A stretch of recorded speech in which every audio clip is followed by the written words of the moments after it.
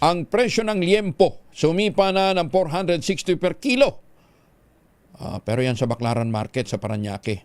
Sana sa ibang lugar, hindi Detalye na balita mula kay Giselle Ricaport, RH15. Giselle, good morning. Good morning, Kuyang Angel. Walang puknat sa pagsipa ang presyo ng karne ng baboy sa Baclaran Market, Parañaque City na ang liempo 460 kada kilo mula 450 kada kilo kahapon. Ang piget casting naman 420 kada kilo mula 400 kada kilo. Ang buto-buto 360 kada kilo ngayon mula 350 pesos.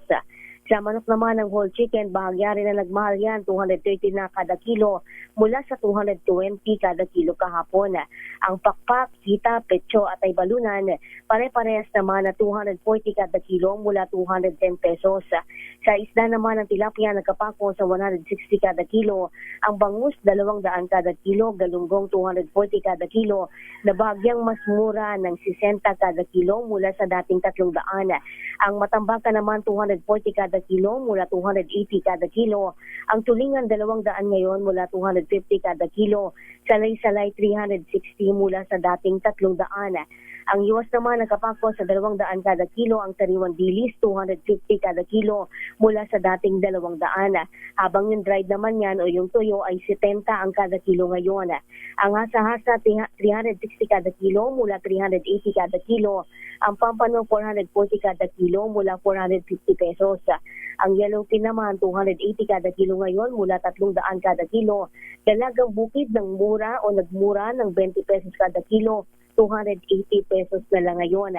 Sa gulay naman, bahagya pang nagmahal ang bawang sa 180 kada kilo mula sa 170 kada kilo, ang kamatis sa 120 kada kilo mula sa dating 100. Ang luya naman 250 kada kilo mula 200 kada kilo. Kinchay 480 na ang kada kilo ngayon mula sa dating 200. Ang broccoli naman 300 kada kilo mula 200 kada kilo. Sibuyas 50 pesos ang iminahal kada kilo, 150 pesos na ngayon. Ang carrots 100 kada kilo mula 80 hanggang 90 pesos lamang ang kada kilo. Ang kalamansi 120 kada kilo mula sa 150 kada kilo. Pechay Bagyo 120 kada kilo, kalabasa 60 kada kilo. Ang patatas nagkapako rin yan sa 100 kada kilo. Ganyan din ang presyuhan ng pansigang na sili, ang talong 100 ang kada kilo mula sa 150 pesos. Habang yung talbos, kangkong at malunggay nagkapako sa 10 piso kada tali. Ang pechay, mustasa, daw naman ang ampalaya 15 pesos ang kada tali dito sa pamilihan. Ito si Giselle Ricaport para sa DZRH, una sa Pilipinas, una sa Pilipino. Maraming salamat, Giselle.